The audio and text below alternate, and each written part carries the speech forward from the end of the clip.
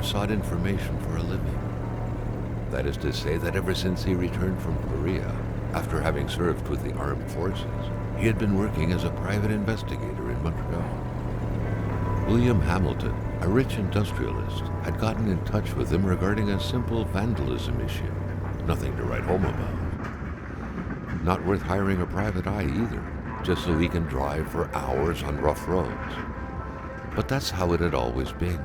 The client pays, Carl gets it done.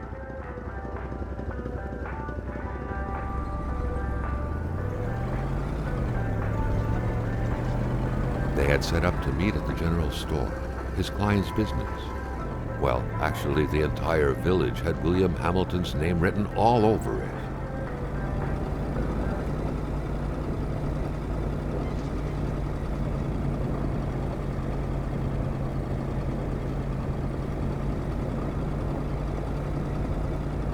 When the roads were bad, muddy, or snowed in, it was customary around these parts to close them off. But it was also customary to ignore those signs entirely and drive there anyway.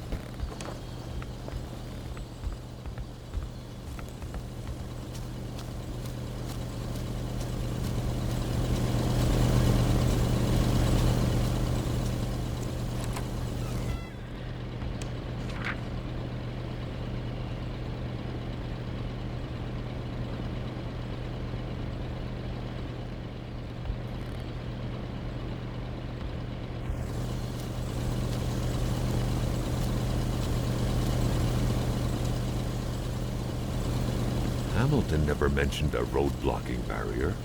Why was it needed here in the back of Beyond? That would, however, be a mystery for another day. Carl had waited long enough for someone to come and raise it. Still not a soul in sight. There was no point in waiting any longer. Carl had to figure this one out by himself. Hamilton is waiting for Carl in the general store. It was time for him to get down to business. William Hamilton enjoyed a lavish country house built in the very heart of the northern forests, not too far from here. The local populace was divided when it came to the affluent man. Some saw a wealthy philanthropist dedicated to improving the region's economy. Others an aging Englishman who would do anything to further his fortunes. And those ones hated him enough to go on about scheming against him. Hamilton had recently acquired a few local businesses, but the last straw was the reopening of a mine, which gave rise to a wave of protests and threats from the Cree people. Given these circumstances, Carl reckoned that a good number of people must be feeling compelled to oppose Hamilton in one way or another. So far, only the industrialist's house had been a target, but soon enough, the target would become the man himself.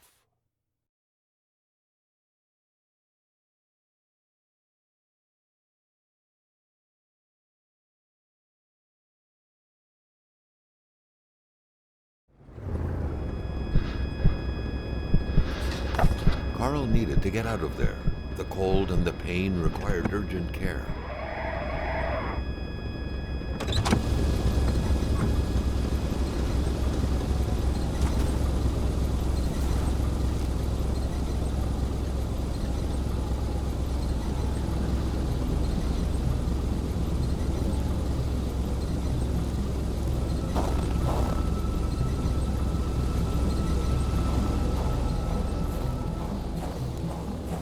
The driver had taken off. It was still best to check it out and leave nothing to chance. Carl needed help. Such heart-wrenching Nordic poetry that was. But Carl didn't care much about flowery language. It was a small, locked box engraved with the letters W.H. Carl thought about taking it. Nothing was to be left to chance.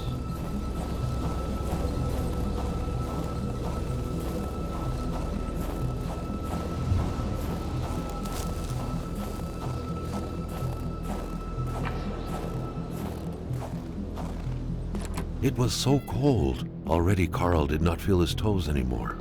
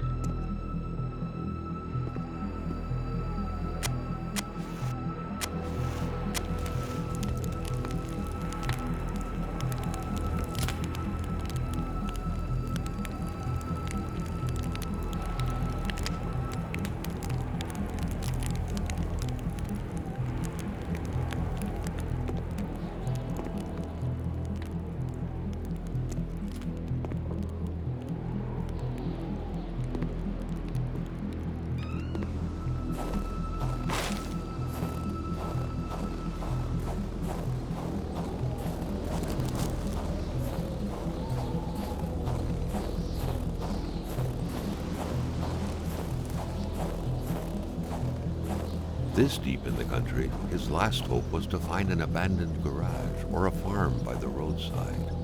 His life depended on it.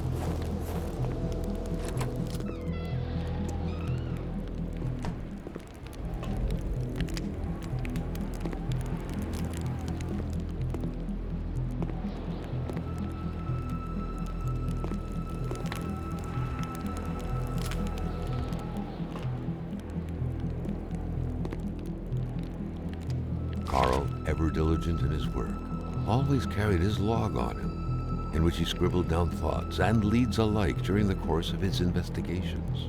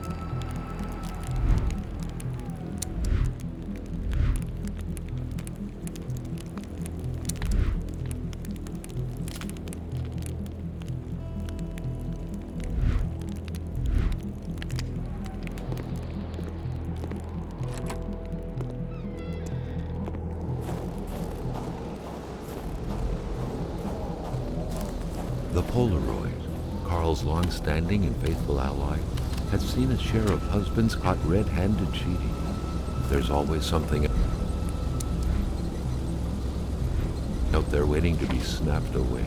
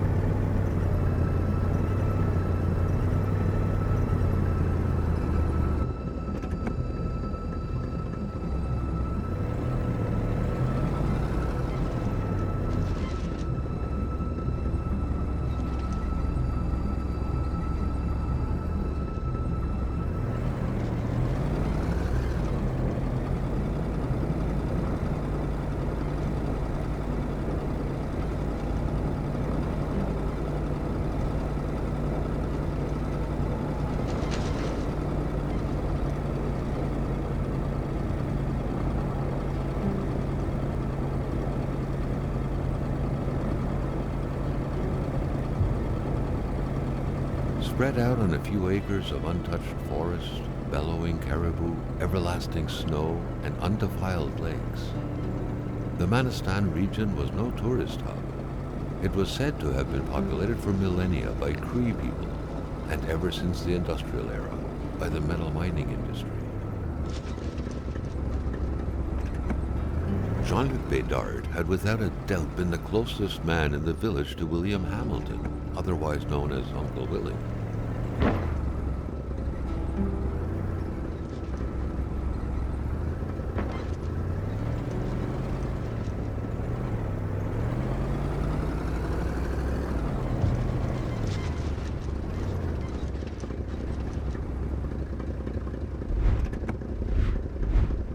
Now wasn't a good time to wander about. Hamilton was still out there.